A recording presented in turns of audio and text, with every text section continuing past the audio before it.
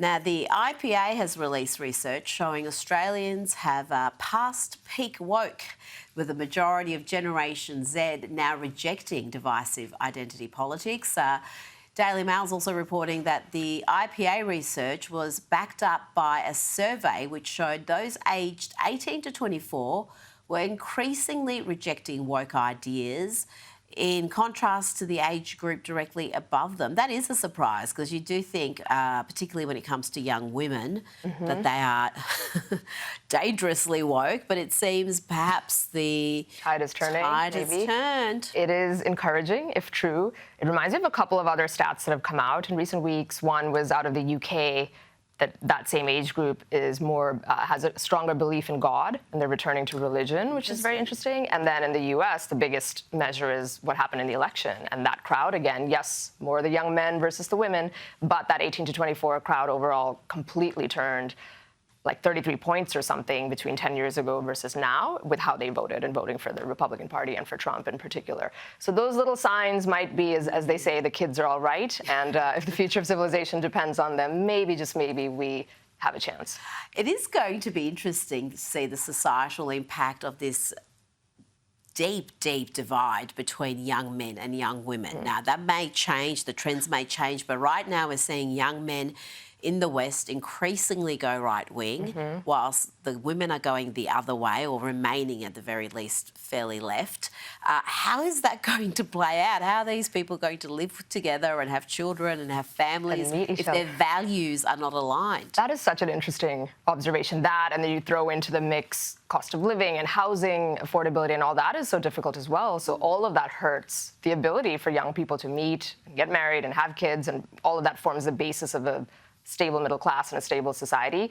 On the flip side, hopefully as they age and mature, that gap closes, or we might just see more silos and specialization, and maybe dating apps that go by political leanings or worldview will be on the rise potentially.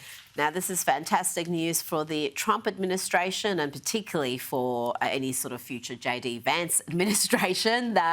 Elon Musk, the world's richest man, no longer wants to start a third party if J.D. Vance is the Republican candidate. This is a exclusive from the Wall Street Journal, Kosha.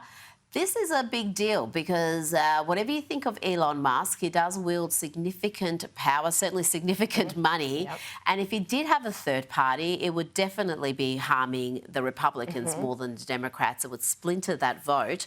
So this really does shore up J.D. Vance even more. I mean, he is the front runner anyway to be the next candidate. As of now, and as they say, a week is a lifetime in politics, and the bench is strong. Marco Rubio, all sorts of other people, but for now he is the favorite for sure. He's proving himself to be very loyal, not only to Trump, but more importantly to the MAGA, the populist right. The base loves him. And absolutely. He has it all. So you're right that in the U.S. system, third parties never win, but they can be spoilers, and it's happened with Ross Perot and others, and he certainly has the money to do it and be that spoiler, or at least be an influencer. And I don't know how many people took him seriously necessarily when he was toying with the idea of a third party, but the fact that he's coming out and saying this is good news for the two-party system that the U.S. does live in, and hopefully it stays that way.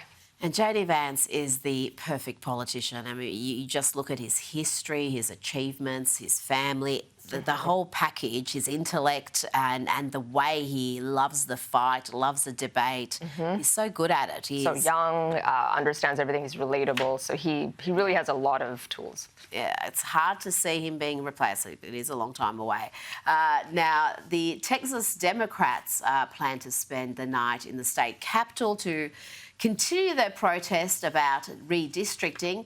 Kosha, explain to the audience what this redistricting means. It's something that Democrats are typically very good at, but the Republicans want to do it in Texas and other places and make that vote more representative. Explain how this works. So it basically comes down to what they call gerrymandering, and where you draw the district lines, which is what will determine where the representatives in the House and the lower chamber come from.